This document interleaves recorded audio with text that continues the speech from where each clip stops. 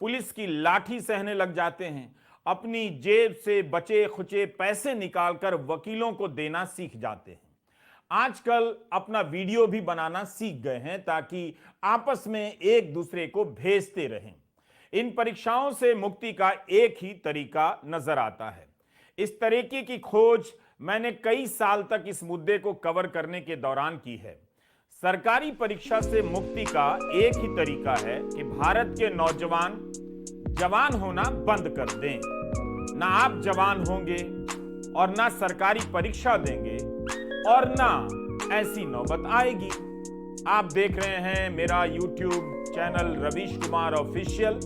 इसे सब्सक्राइब कीजिए और यदि आपकी आर्थिक क्षमता ठीक है तो ज्वाइन करने के बारे में भी सोचिए। यह चैनल फेसबुक पर भी मौजूद है। पुलिस ने यहां लाठीचार्ज कर दिया है और छात्रों को दौरा दौरा कर पीटा जा रहा है। जो बिहार से लेकर मध्य प्रदेश और असम से लेकर बंगाल या झारखंड तक के ऐसे नौजवान अगर इस वीडियो को देख रहे हैं तो हमें कतई मैसेज ना करें। यह समस्या इतनी बड़ी है कि मैं अकेले हर जगह का कवर नहीं कर सकता और ना करूंगा, क्योंकि संसाधन नहीं है। जब भी इस तरह का वीडियो करूं, इसे आप अपनी समस्याओं का प्रतिनिधि वीडियो मान लीजिए। बंगाल का है तो बिहार का मान लीजिए, उत्तराखंड का है तो मध्य प्रदेश का मान लीजिए। ये सभी खबरें छप चुकी हैं और इनका कोई असर नहीं है, क्योंकि सरकार का काम बाकी मुद्दों से चल जाता है। अच्छा होता भारत के नौजवान और भारत की जनता इन खबरों को पढ़कर कम से कम इतना ही समझ लेती कि हमारे नौजवानों को किस किस यातना से गुजरना पड़ता है, उनसे सहानुभूति रख लेती। क्या हो गया? क्या हुआ आपके साथ? अरे यकीन ना हो तो उत्तराखंड से छपने वाले अखबारों को उठाकर देख लीजिए। 13 जनवरी के अखबारों में पेपर लीक और गिरफ्तारी की खबरें भरी पड़ी हैं।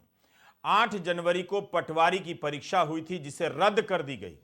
परीक्षा में शामिल हुए 1,14,071 अभ्यर्थियों को दोबारा परीक्षा देनी होगी। राजस्व पेपर लीक मामले में लोक सेवा आयोग के अनुभाग अधिकारी और उसकी पत्नी सहित 5 लोग गिरफ्तार हुए हैं। उत्तराखंड लोक सेवा आयोग ने परीक्षा निरस्त की है। अब 12 फरवरी को फिर से परीक्षा कराई जाएगी। एसटीएफ के एसएसपी आयुष अग्रवाल ने बताया है कि लोक सेवा के अधिकारी संजीव चतुर्वेदी ने अपने कार्यालय से प्रश्न पत्र लीक किया और अपनी पत्नी ऋतु के जरिए लीक किया और अपने करीबियों को पहुंचा दिया, जिसके बदले में कथित रूप से उन्हें पैसे मिले। सरकारी परीक्षा एक गुफा के समान है जिसमें प्रवेश करने वाला नौजवान कई वर्षों तक अंधेरे में रहता है, इस उम्मीद में कि दूसरी छोर पर रोशनी दिखाई देगी। सरकारी परीक्षा देने वाले युवाओं में किस किस तरह के लोकतांत्रिक गुणों का विकास होता है, इस पर एक रिसर्च किया है। किसी भी लोकतांत्रिक नागरिक में धीरज का होना बहुत जरूरी है। सरकारी परीक्षा का फॉर्म भरते ही नौजवानों के भीतर धीरज का प्रवेश होता है। कई महीनों तक वे परीक्षा की तारीख का ही इंतजार करते रहते हैं। परीक्षा कैंसिल होती है तो अगली तारीख का इंतजार करते रहते हैं। जंतर मंतर जाएंगे, मुर्दाबाद, सीएस बरतालिया मुर्दाबाद। इसके बाद अगला गुण विकसित होता है धरना प्रदर्शन का। जैसे ही आप सरकारी परीक्षा देते हैं, आप धरना प्रदर्शन के लायक बन जाते हैं। आप सड़क पर तंबू लगाकर बैठ जाते हैं और रात खुले आसमान के नीचे गुजारते हैं। अपनी परीक्षा को लेकर नारे लिखने और लगाने का गुण भी विकसित हो जाता है। बहुत कम ऐसा होता है कि नौजवान मौलिक नारे लिख पाते हैं। दरअसल सरकार का सिस्टम एक ही तरह से सभी राज्यों के सभी वर्ग के नागरिकों को परेशान करता है, इसलिए उससे इंसाफ की मांग की भाषा भी एक ही तरह की हो गई है। सरकारी परीक्षा देने वाला युवा पुलिस की लाठी के प्रति सजग हो जाता है, सहनशील हो जाता है, लाठी खाता भी है और पुलिस की लाठी से बचने के लिए दौड़ने भागने का अभ्यास भी हो जाता है। पुलिस से संवाद करना भी सीख लेता है।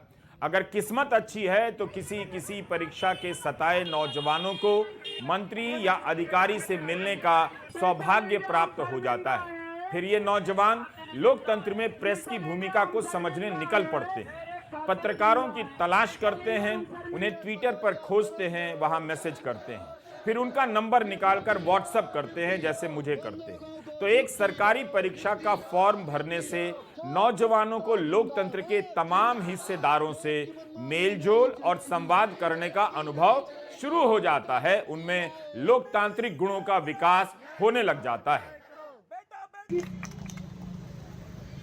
और आपकी जो इमेज पूरे इंडिया में बनाना आप 2024 में चाहते हैं ना, उस इमेज को हम यहीं पे धराशायी ना करते तो हम नहीं बंद करोगे आपकी। अभी अभी आपने जो वीडियो देखा धरना प्रदर्शन का, वो उत्तराखंड का है, मगर ऐसा ही वीडियो आपको इसमें दिखेगा बिहार से लेकर मध्य प्रदेश तक का। वन दारोगा की परीक्षा के सताए नौजवान कई दिनों से धरना प्रदर्शन कर रहे हैं देहरादून में। दिसंबर 2019 में वन दारोगा की परीक्षा की अधिसूचना जारी होती है, परीक्षा होती है और 3 साल बाद दिसंबर 2022 में इस परीक्षा को निरस्त कर दिया जाता है, रद्द कर दिया जाता है। नौजवानों की जवानी के 3 साल निकल गए। सरकारी परीक्षा आपके बच्चों के साथ क्या करती है, खासकर एनआरआई अंकिलों को जरूर सुनाइए। काश ऐसा सिस्टम यूरोप में होता, लंदन में होता, स्विट्जरलैंड में होता और अमेरिका में होता, तो आज कोई भारतीय वहां नहीं रहता, सब भागकर यहीं आ जाते कि जब मरना ही है तो अपने देश में ही मरते हैं। आप इन युवाओं की तकलीफ को सुनेंगे तो अच्छा लगेगा।